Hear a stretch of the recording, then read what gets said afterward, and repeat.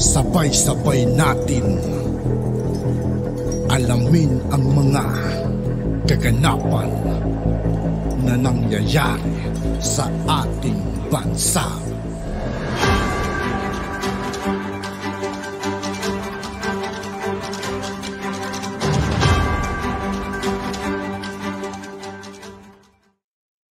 Yo, what's up mga kaibigan? This is I2K po again. Ngayon nandito ulit tayo sa channel ni Banat Kapanig TV. Dito naman tayo magbibigay ng komento at reaksyon. Kaya samahan nyo guys, let's go!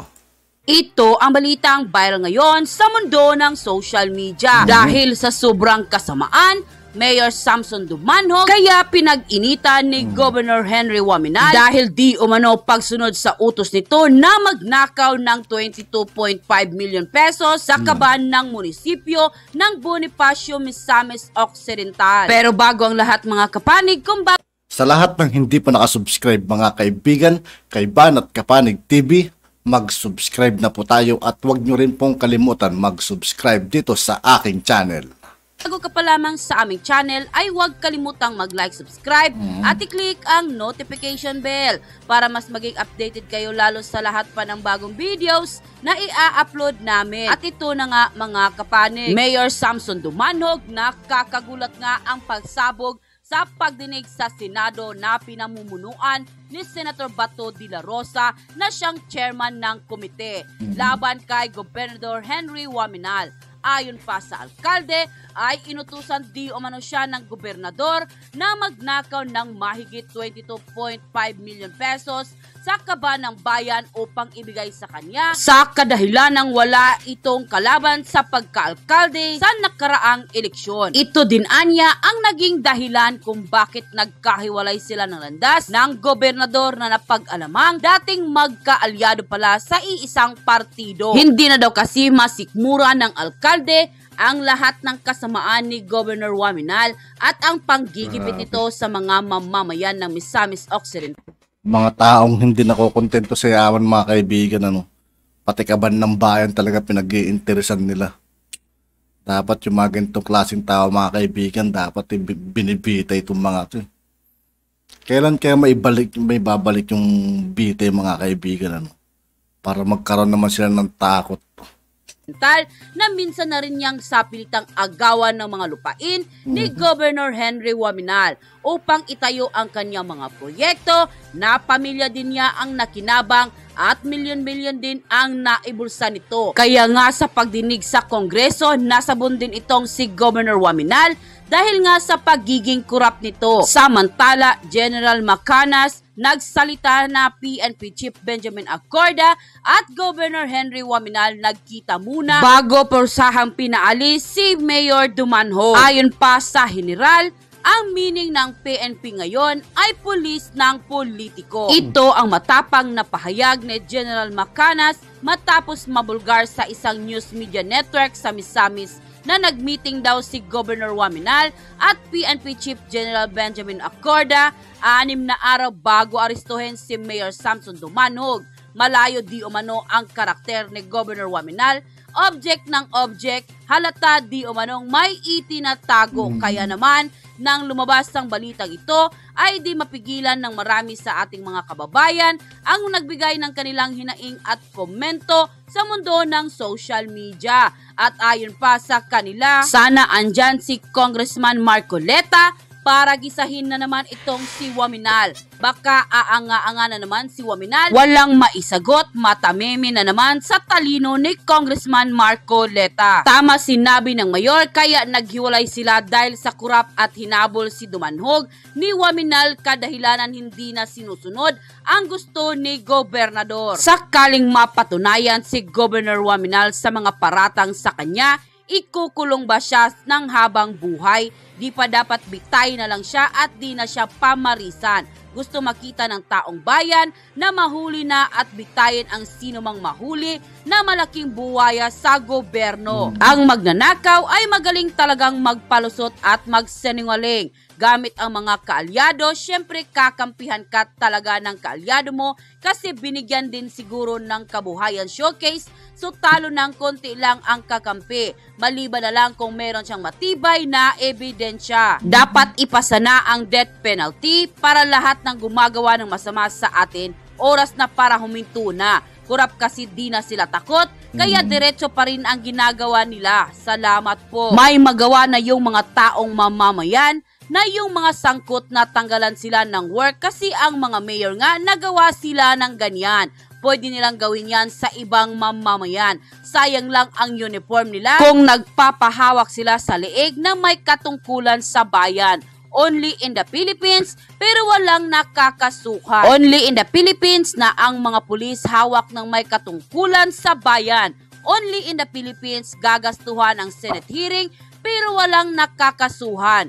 May Grabe mga kaibigan, nadadamay yung ibang mga kapulisan, yung mga matitinong pulis dahil sa makagawa ng mga ganitong klaseng tao.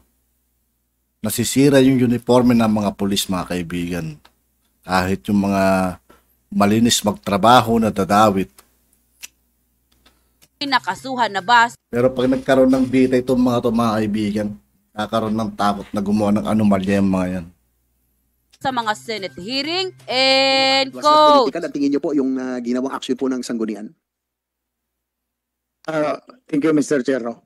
Kasi hindi ako bumaba, Mr. Chair, kasi may silent protest to their midnight resolution which suspended me again after the office of the President exonerated on my previous suspension. That's all, Mr. Chair. We just want to find out, pero dati po rin kayong magkasama, no? On record. So itong huli po, doon lang nagkahiwalay. Kasi, Mr. Chair, dati kami magkasama. So ganito ang nangyari na nagkahiwalay kami. Before election, Mr. Chair, alam niya na wala akong laban. Nag-meeting kami, Mr. Chair, kasi ako ang president ng Mayor's League sa Misamis Occidental.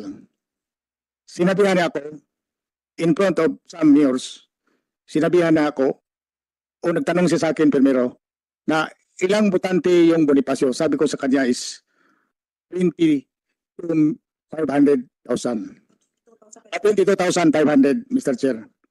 So sabi niya sa akin, okay, kung 22,500 ang botante mo, magbigay ka sa akin ng 1,000 per voter. So it means to say na 22.5 million na i-counterpart ko during election. Sabi ko sa kanya, wala naman akong pira, Congressman. Congressman ba siya noon? Sa ikaw na bahala magkuha ng pira doon sa kaban ng munisipyo mo para ayuda. Sabi ko, hindi yun pwede sa Ano na akin. kasi unnecessary comments, ha? Grabe, Harap-harapan mga kaibigan niya, alam dito yung katotohanan, yung pagiging anomalya nila. So mayroon, nandito man ang treasurer, ang accountant, at saka yung budget officer, pinatawag ko sila. Kaya ninyo magpalabas na ganon kalaki ng pira? Sabi na accountant ko, Mayor, maliit pa yung anak ko. Kung mapriso ako, sino ang magpalaki? So hindi ko yun kaya. So kaya nga, that's why, that is my reason na hindi kami nagkasama. So nagkahiwalayan kami, Mr. Chair. Hey, Mayor, salamat po. At nasa yung, Mr. Chair, sagutin ko yung sabi niya na yung ambos, wala yung ambos doon sa amin. So, yung sa Migpangia, mayroon sa Migpangia, hindi ako nagkuhan. Wala akong, hindi ako kasali doon. Hindi,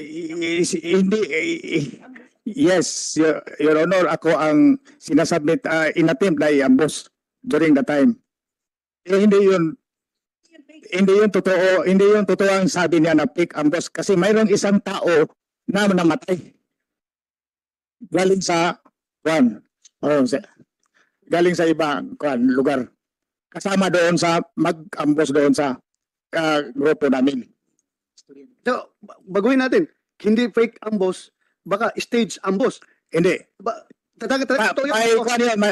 Mr. Chair, mayroong attempt na ambusin kami yung together with Leo Campos, ang kasama ko pa noon. Pero sabi mo may patay. May patay isa. Recorded dyan sa police. Yes, Your Honor. Hindi yan fake ambush. Tanungin lang kita, Mayor. Kuwan ba? Baguhan ako sa politics. Pero nakaisang term lang na ako as senador. Pero nung sinabi mo ba na hinihingan ka ni Congressman, Yes, Your Honor. ano? 22.5 million, Your Honor. 22.5 million. Para bang, forgive me sa akin kasi tingin ko, baligtad yun. Dapat ang gobernador ang magbigay ng pera sa, ang mayor, ang congressman magbigay ng pera sa mayor. That is counter, ang mayor ang magbigay sa congressman. Sabi niya counterpart. Counterpart. Yes, Your Honor. Counterpart sa gagasolina. Ipapigay sa mga tao. Ah? Kasi wala pong kalaban. During the time, Your Honor. Hirap pala tumakbo sa local elections, no? Dito lang ako sa national. Ang hirap, magastos pala dyan. Sabi nagbigay ba siya sa mga tao during before election, nagbigay ng 1,000 per voters. Sige, thank you. Sagutin natin si Governor. Baka sabihin mo nang hindi ka pinasagot dyan sa hinihingan mo siya ng pera. Please, answer. Bibigyan ko na answer. I would like to acknowledge the presence of Senator Jingo Estrada. Thank you, Your Honor, for joining us. Yes, go. Thank you very much, Mr. Chair. I have two mayors present here, and even without letting them speak, but I know they will affirm with me. We have here Mayor Ben Kanama of the City Mayor of Tanggob and Mayor